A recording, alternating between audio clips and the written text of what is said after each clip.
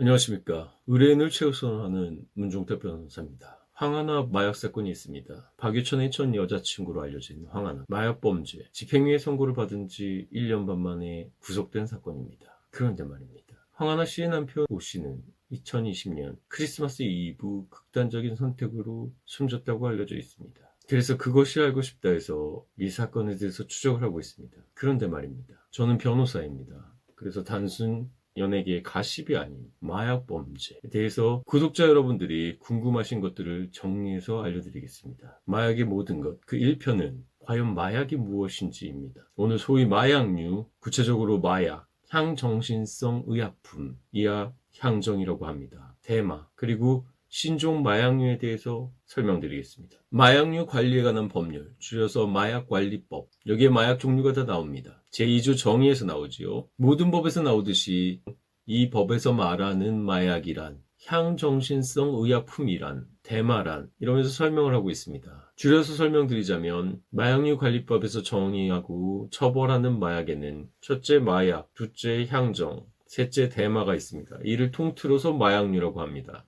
마약의 종류에 따라서 처벌의 정도도 달라집니다. 마약류 종류의 1형, 즉 환각물질은 가장 처벌 경도가 낮습니다. 이것들은 의약품으로도 쓰이기 때문에 실수로 오남용 할 수도 있기 때문이겠죠. 대법원 양형위원회의 양형 기준에 따르면 1형 환각물질은 징역 6월에서 1년입니다. 2형 대마, 향정 라목과 마목 등은 징역 8월에서 1년 6월입니다. 3형 향정 나목과 다목은 징역 10월에서 2년입니다. 4형 진짜 마약, 그리고 향정에서 가장 강한 마약, 예를 들어서 나중에 설명드리겠지만 LSD 이런 것들은 향정 감옥인데 기본 양형 범위는 1년에서 3년입니다. 여러분 사형이라고 그러면 거의 죽음이라고 보시고 사형도 중독성이 매우 강해서 자신뿐만이 아니라 주변 사람도 파멸에 일으킬 수 있습니다. 사형, 사명, 마약이나 향정 감옥 같은 경우는 아예 시작을 하지 마시라고, 호기심에서도 한번 해볼까 이런 건 절대 하지 마시라고 말씀드립니다. 그런데 말입니다. 그것이 알고 시처럼 넘어가고 있었죠? 이제부터는 다시 돌아와서 문종택 변호사 말투로 하겠습니다.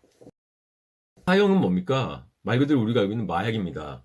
좋게 말하면 순수 자연물질로 볼 수도 있는데요. 코카인은 코카 입에서 나온 거죠. 그래서 코카인 같은 경우는 사실 뭐 영화 같은 데 보면 이렇게 흡입하는 게 나오지 않습니까? 장면이. 코카인은 이렇게 사형, 이렇게 강하게까지 처벌해야 되냐? 이런 거에 대해서는 다른 나라에서 논란이 있는 것으로 알고 있습니다. 여러분 이걸 보시는 이유가 이제 마약류에 대해서 종류가 뭔가 호기심이 가진 분들도 있고, 솔직히 마약 범죄에 연루된 분들은 내가 실수로 혹은 정말 의도지 않게 모르고서 했던 이 마약의 종류가 어떤 것인지, 내가 강하게 처벌되는 마약을 한 것인지 아니면 약하게 처벌될 수 있는 마약을 한 것인지, 혹은 여러분들이 알고 있었던 누군가 하고 있다는 그 마약 내지는 어떤 것들이 어느 정도 수준인지 궁금하셔서 보고 계시겠죠? 그럼 제가 다 말씀드리겠습니다. 첫 번째 마약.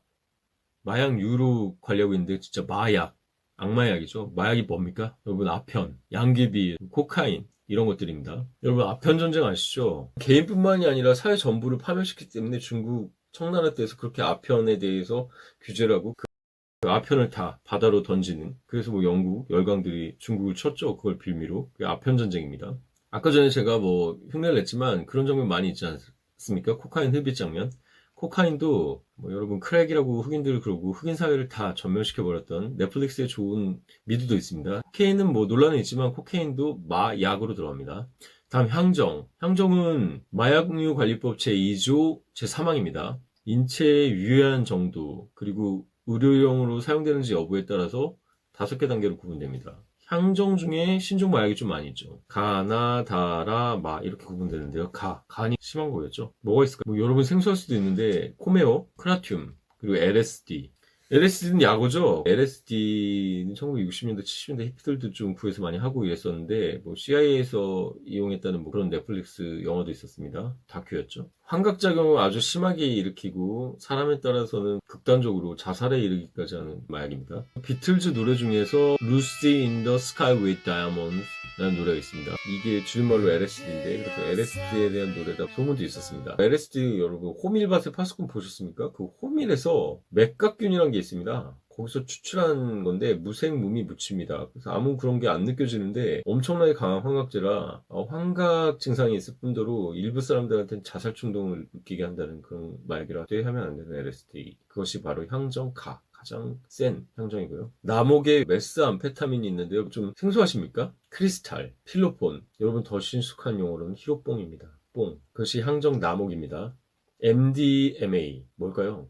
엑스터시입니다. 클럽에서도 많이 하죠. 암페타민 등이 있습니다. 다목의 마약, 바르비탈, 로이프닐, 페노바르비탈이 있습니다. 라목은 의료용으로도 사용하는 겁니다. 그래서 오남용을 주의하셔야 되는데요. 대표적인 예로 뭐가 있을까요? 졸피뎀, 수면제죠. 프로포폴, 배우들이 프로포폴 쓰죠.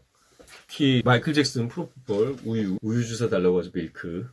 그리고 GHB, 소위 말하는 물뽕입니다. 루비라고도 하는데 데이트 강간용으로 쓰는, 강간으로 쓴 건 또 다른 범죄지만 이거 사용하는 그 자체도 향정 마약을 쓴 거죠. 두 번째 논란이 가장 많은 대마입니다.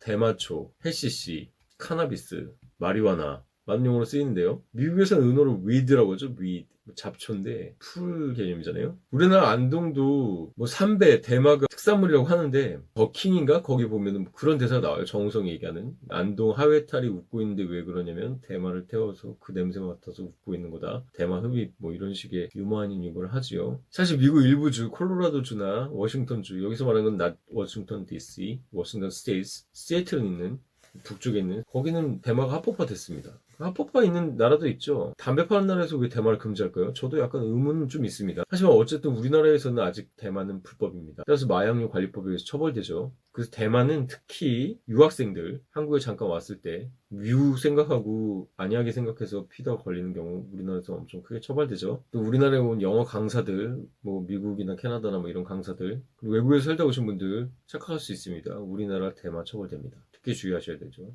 신종 마약류로 펜타닐이 있습니다. 변호사님들도 잘 모르세요. 펜타닐은 수술실 쓰이는 강력한 마약류 진통제입니다. 프로포폴도 수면 마취제였죠. 그걸 또 마약처럼 쓰니까 문제가 됐는데 의료계 종사자들이 이거 수술실에서 쓰이는 거를 빼돌려가지고 자기들이 복용하고 또 유통해서 문제가 됐습니다. 여러분, 마약 범죄는 특성상 한 명이 잡히면 다른 관련자들이 막 잡힙니다. 왜 그럴까요? 판매책이 잡히면 누구한테 팔았냐가 나오고 산 사람이 잡히면 누구한테 샀냐가 나오겠죠? 소위 말해서 다 텁니다. 자기가 직접 체포되거나 뭐 현행범으로 체포되지 않아도 갑자기 경찰에서 연락이 오는 거예요. 자기 이름이 나왔다는 거죠. 마약 범죄는 도주 우려, 증거인멸의 우려가 굉장히 크죠. 때문에 구속수사가 원칙입니다. 구속영장을 쳐요. 불구속 수사랑 재판을 받기 위해서도 변호사 선임하셔야 되고요. 불구속 수사를 받는 거랑 구속 수사를 받는 건 완전히 다릅니다. 요즘 마약도 온라인 구매가 많습니다. 때문에 온라인 구매 다 요즘 핸드폰으로 이렇게 하고 PC로 하겠죠. 그렇기 때문에 핸드폰이나 PC 디지털 포렌식합니다. 따라서 마약에 대해서 수사를 받았거나 받을 예정이면은 변호사와 상담하시고 꼭 변호사를 선임하십시오. 여러분, 마약을 안 한 것까지 했다고 뒤집어 쓰여질 수가 있고, 잘못했으면 벌을 받는 건 맞지만 한 번 마약을 했는데 고생이 써가지고 10번 마약을 한 것처럼 되면 안 되지 않겠습니까?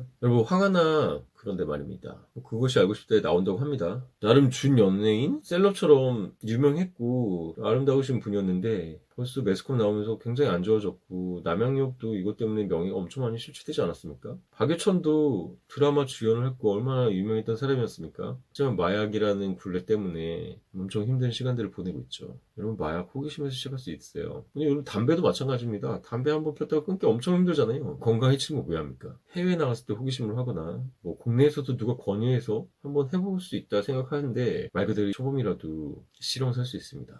절대 조심해야 되는 거고, 향정 중에서도 LSD를 포함해서 가장 심각한 단계 조심하셔야 되고, 뒤에 있는 거라고도 원하면 하면 안 되겠죠. 마약을 여러분 몸은 망치고 사회에서 규제한 이유는 사회 전체도 망치기 때문입니다. 그래서 마약 종류를 알아보는 이유는 처벌될 수 있다는 거 아시라는 경갑시에서 말씀드렸습니다. 마약으로 억울하게 수사 또는 기소가 됐다면 반드시 변호사 상담하시고 선임하시기 바랍니다. 다음 기회가 되면 마약 수사의 대처법과 뭐 재판 대처법 이런 것도 말씀드리겠지만, 다시 한번 말씀드리지만 마약은 여러분 혹시라도 시작하면 안 됩니다. 의뢰의 눈 최우선으로 문종택 변호사였습니다.